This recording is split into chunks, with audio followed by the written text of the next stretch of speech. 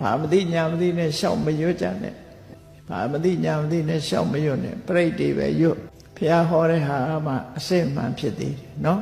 လောကကြီးကိုလိမ်ညာပြီးတော့စားနေကြတာလိမ်ညာပြီးတော့စားနေကြတာမန္တရာတွေစုပ်ပြီးတော့ဟိုဝိဇ္ဇာလို့ဇောကြီးလို့အဲ့လိုပုဂ္ဂိုလ်ရဲ့အစွမ်းတကူတွေကိုလူတွေကယုံကြတယ်ယုံကြတော့သူတို့ဟောတာအတိုင်းပဲလိုက်နာပြီးတော့လုပ်ကြတယ်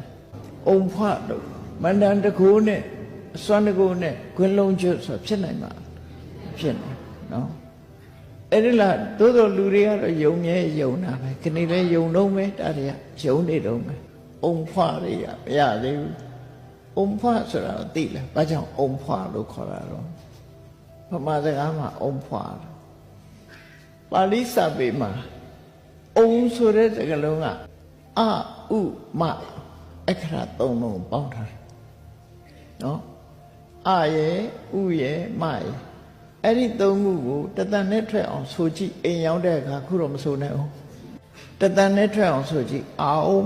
ဖြစ်သွားရဲ့နော်အဥမကြတော့ပစပိတ်အာဥဟောအဲ့ဒါက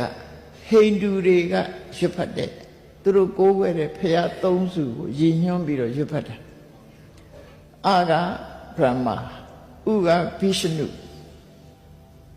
မကတိဝရှိဗံအဲ့ဒီသုံ